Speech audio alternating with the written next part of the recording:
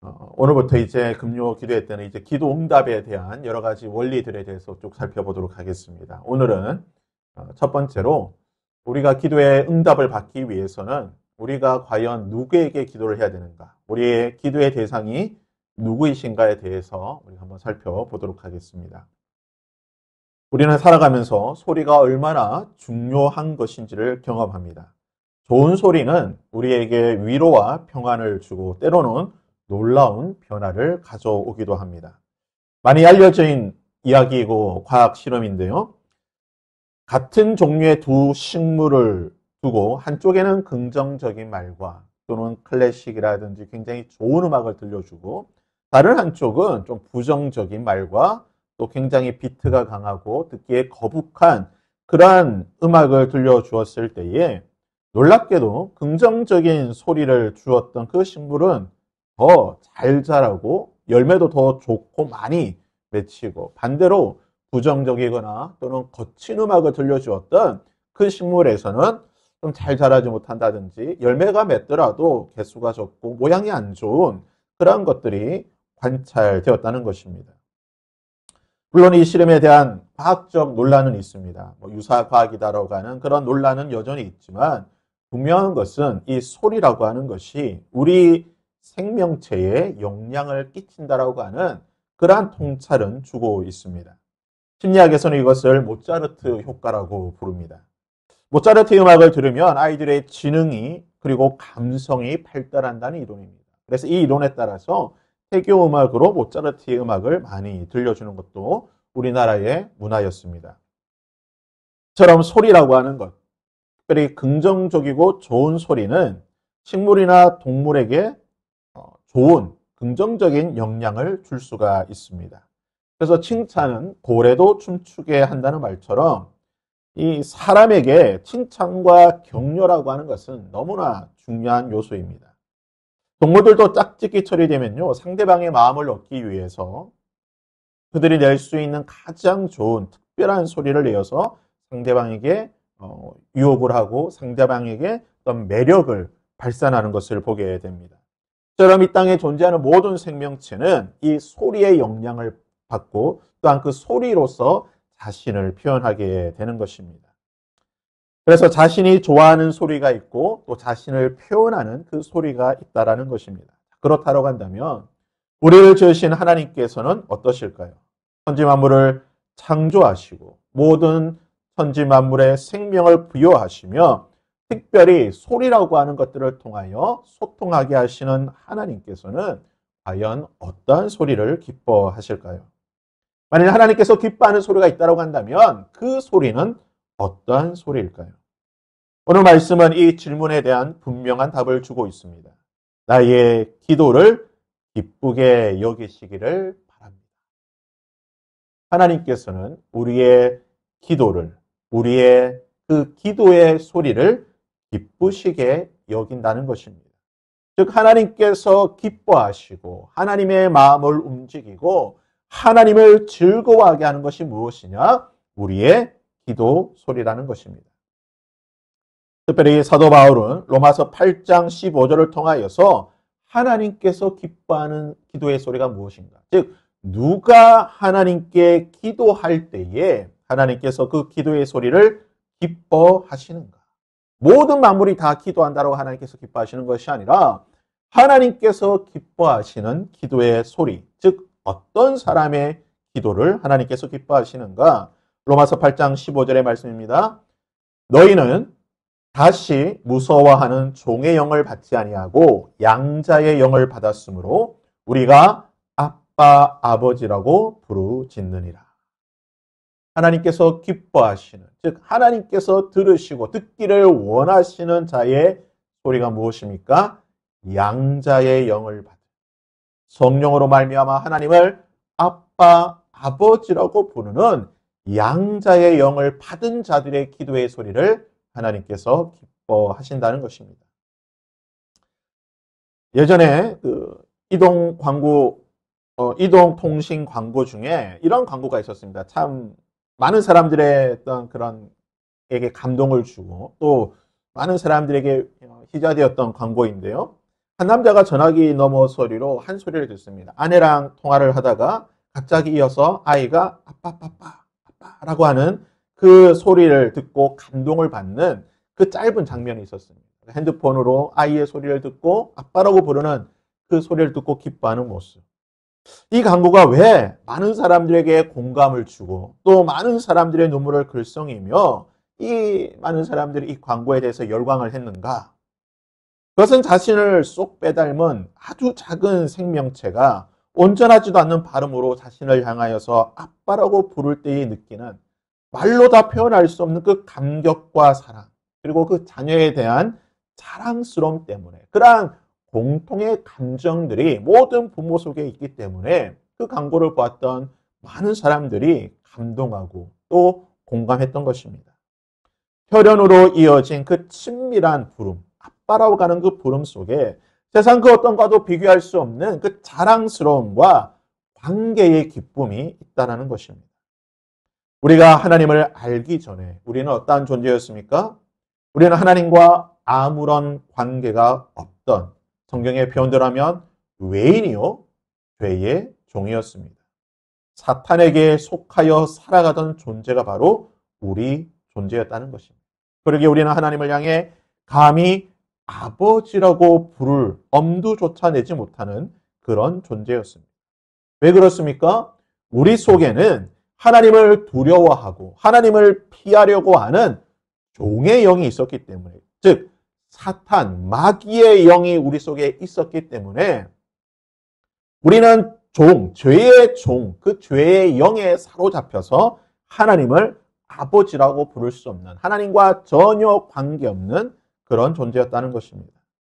요한복음 8장 44절에 예수님께서 이 사실을 이렇게 말씀하고 계십니다. 너희는 너희 아비 마귀에서 났으니 너희 아비의 욕심대로 너희도 행하고자 하느니라. 그는 처음부터 살인한 자요 진리가 그 속에 없으므로 진리에 서지 못하고 거짓을 말할 때마다 제 것으로 말하나니 이는 그가 거짓말쟁이요 거짓의 아비가 되었습니다. 우리의 아버지가 누구라고 말하고 있습니까? 마귀였다라고 예수님께서 말씀하십니다. 즉 우리의 신분은 원래 마귀의 자식이었다. 죄의 종이었다. 거짓말쟁이고 거짓에 속한 자였다라고 성경은 말하고 있습니다. 즉 우리 속에는 죄가 거짓이 가득한 죄의 마귀의 영이 가득한 자였다라고 성경은 진술하는 것입니다. 그러나 예수 그리스도께서 십자가에 죽으심으로 모든 죄의 권세를 깨뜨리시고 그 죄의 값을 치르시고 갚으시고 부활하심으로 말미암아 우리의 신분에 놀라운 변화가 일어나게 되는 것입니다. 우리를 묶고 있던 그 죄의 영들, 우리를 결박하고 우리의 신분을 얽매이고 있던 그 죄의 영들은 예수 그리스도의 보혈로 말미암아 떠나갔다는 것입니다. 우리 안에 있던 그 죄의 영, 사망의 영, 마귀의 영은 떠나가고 이제 우리 안에 예수 그리스도로 말미암아 양자의 영, 즉 성령 하나님께서 우리와 함께 하심으로 우리가 하나님을 향해 아바, 아버지라고 부를 수 있도록 만들어 주셨다는 것입니다. 감히 부를 수 없었던 그 하나님에 대해 아버지라고, 그것도 아바, 아버지라고 부를 수 있는 양자의 영을 우리에게 주신 것입니다. 이 아바라고 하는 단어는 히브리어로 어린아이가 아버지를 부를 때에 가장 친밀하고 애정 어린 호칭입니다. 보통 이제 아빠라고, 요즘 성경은 이제 아빠라고 번역을 하고 있는데요. 하나님에 대해서 가장 친밀하게 부를 수 있는, 그냥 단순하게 아버지 정도가 아니라 가장 친밀하게 부를 수 있도록 양자의 영, 성령께서 우리를 이끌어 우리에게 그런 변화를 일어나게 하셨다는 것입니다.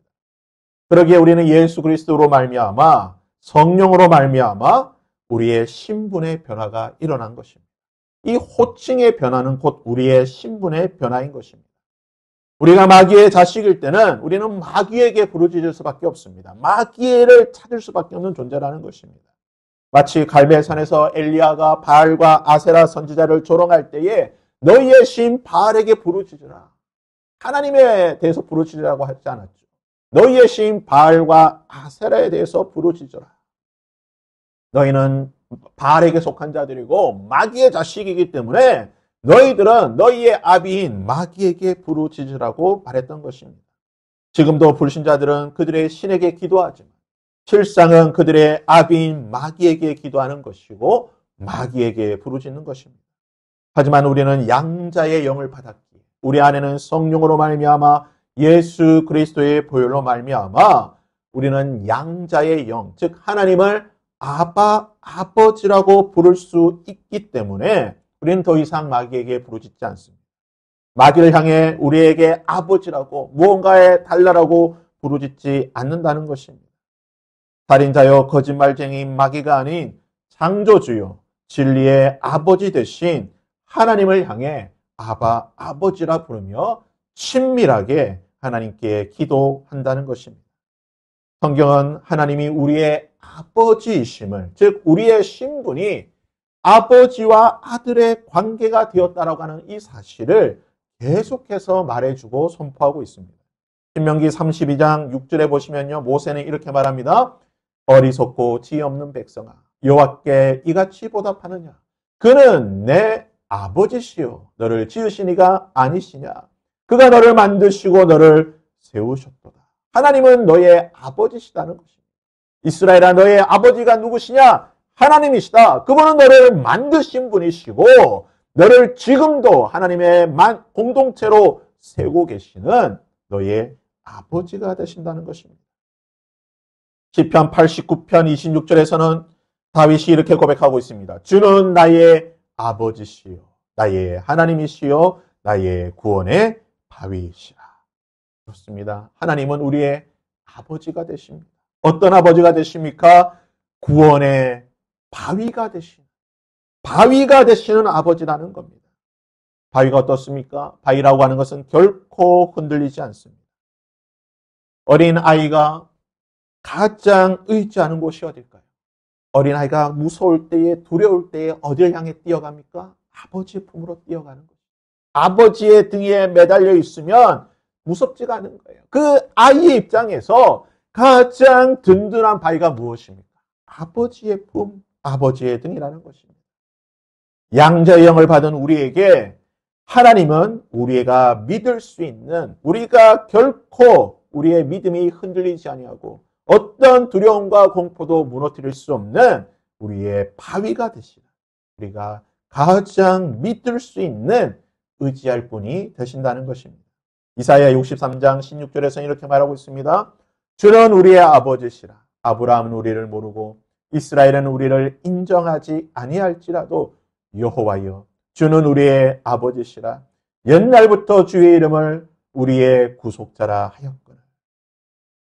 이 세상의 모든 사람이 우리를 외면하고 부인한다 할지라도 본문의 말씀처럼 아브라함이, 우리의 조상인 아브라함과 이삭과 야곱이 우리를 모른다라고 하고 우리를 인정하지 않는다 할지라도 하나님은 우리의 아버지가 되십니다.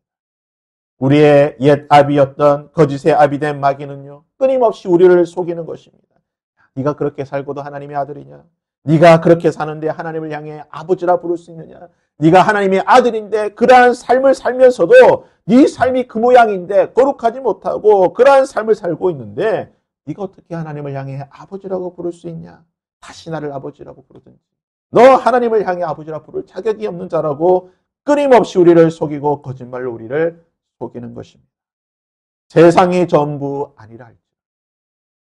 우리의 믿음의 조상 아브라함이 우리를 모르고 우리의 믿음의 조상인 야곱이 우리를 인정하지 않는다 할지라도 하나님은 우리의 아버지가 되신다. 양자의 영을 받은 우리는 하나님의 아들인 것이고 하나님은 우리의 아버지가 되신다는 것입니다. 이사야 64장 8절에서 계속해서 이사야는 이렇게 말하고 있습니다. 그러나 여호와여, 이제 주는 우리 아버지이시니라. 우리는 진흙이요 주는 토기장이시니 우리는 다 주의 손으로 지으신 것이니이다. 하나님은 우리의 아버지가 되신다라고 다시 한번 고백하고 있습니다. 특별히 하나님은 우리의 아버지시되 우리를 빚으시는 토기장이라고 말하고 있는 것입니다. 때로는 우리의 삶의 어느 한 부분이 무너질 때가 있습니다. 망가질 때가 있습니다. 감당할 수 없을 정도로 파괴되고 깨어질 때가 있다라는 것입니다. 그러나 우리의 아버지 되신, 특별히 토기장이가 되신 아버지 하나님께서는 이런 깨어진 우리를, 무너지고 망가진 우리의 삶을 빚고 계시다는 것입니다. 빚고 계시고 만들어 가고 계시는 것입니다. 하나님의 손끝에서 우리는 질그릇으로 만들어질지 아니면 다른 항아리가 될지 어떤 조각이 될지 우리는 알 수는 없습니다. 그러나 깨어지고 망가진 우리의 삶이라 할지라도 토기장이 되신 그 하나님의 손에 우리는 가장 아름다운 곳으로 만들어질 것입니다. 하나님 우리의 아버지시기 때문에 결코 우리가 깨어지고 망가진 채로 포기하도록 내버려 두시는 분이 아니십니다. 하나님 우리를 반드시 그의 손끝에서 가장 아름다운 존재로 빚어가시는 분이신 것입니다. 그리고 이 모든 진리에 활용 정점을 찍는 말씀을 예수님께서 가르쳐 주셨습니다. 우리 예수님께서 가르쳐 주신 기도의 첫마디가 무엇입니까? 마태복음 6장 9절에 그러므로 너희는 이렇게 기도하라. 하늘에 계신 우리 아버지요. 하나님은 저 멀리 하늘에 계신, 저 하늘 너머에 계신 우리와 상관없는 분이 아니라는 것입니다. 하늘에 계신, 하늘 너머 저 우주 끝에 계신 분이 아니시라 하늘에 계신 하나님이라는 겁니다. 여러분, 하늘은 이 땅의 모든 것을 덮고 있습니다. 하늘이 덮지 않는 곳은 없습니다. 이 주위의 모든 것은 하늘 아래에 있는 것입니다. 마치 어미닭이 그 새끼 병아리를 품고 덮고 있듯이 하늘은 이 땅의 모든 존재를 덮고 있는 것입니다. 하늘에 계신 우리의 아버지는 친밀한 우리의 아버지가 되십니다. 하나님은 지금도 그 손으로 우리를 덮으시고 품으시는 아버지가 되신다는 것입니다. 우리 하나님은 우리를 덮어주시는 가장 친밀한 하나님이라고 하는 사실. 예수님께서는 기도의 첫마디에서 하늘에 계신 우리 아버지라고 가르쳐 주시는 것입니다. 이 외에도 성경은 수많은 곳에서 하나님이 우리의 아버지가 되신다라고 하는 사실을 말씀해 주고 계십니다. 놀라운 사실은요, 이 하나님을 양자의 영을 받은 자들만이 하나님을 향해 아버지라고 부를 수 있다라는 것입니다. 우리 안에 성령께서 계시다라고 한다. 우리의 심령 가운데 지금 이 순간에도 성령께서 함께 하신다라고 한다면 우리는 하나님을 아버지라고 부를 수 있는 양자의 영을 받은 자들이라는 것입니다. 하나님은 자녀들이 하나님을 향해 아버지라고 부르는 그 소리를 가장 기뻐하시는 분이시라고 시편은 고백하고 있는 것입니다. 사랑하는 성도 여러분, 이제 이 진리의 말씀을 우리 삶 속에 한번 적용해 보도록 하겠습니다. 먼저 가장 힘들고 막막한 순간 하나님을 향해 아버지라고 부르시기를 바랍니다. 때로는 우리의 삶이 그 무거운 짐으로 인해 우리의 가슴을 짓누르고 우리의 마음을 먹먹하게 할 때가 있습니다. 가슴이 짓누르고 먹먹해져서 입술이 열리지 아니하고 기도가 막히고 더 이상 하나님께 부르짖을 수 없는 그러한 순간들이 있다라는 것입니다. 현재 처한 환경이 도저히 견딜 수 없을 만큼 답답하고 하나님 앞에 앉으면 그저 눈물밖에 흐르지 않는 어떠한 말도 나오지 않는 토할 수 없는 그러한 심령이 있을 때가 있다라는 것입니다. 바로 그때 복잡한 문장으로 온갖 미사역으로 하나님께 기도하려고 애쓸 필요가 없습니다. 성령의 인도하심을 따라 양자의 영이 되신 성령의 인도하심을 따라 하나님을 향해 아버지라고 단 한마디 아버지라고 부르는 그 한마디에 우리의 모든 심정을 토로하고 담아낼 때에 하나님은 그 소리를 기뻐 들으신다는 것입니다. 그 소리를 통해 하나님은 아버지 되심을 기뻐하시고 우리의 가장 깊은 그 마음의 신음소리를 들어주실 것입니다. 이 아버지라고 하는 호칭은 단순한 언어가 아니라 자녀와 아버지 사이에 끊을 수 없는 깊은 유대감과 친밀함, 그 사랑과 전적인 신뢰 속에서 나오는 가장 친밀한 고백이라는 것입니다. 또한 일상의 모든 순간 가운데에 하나님과의 친밀한 관계 속에서 하나님을 아빠, 아버지라고 부를 수 있기를 바랍니다.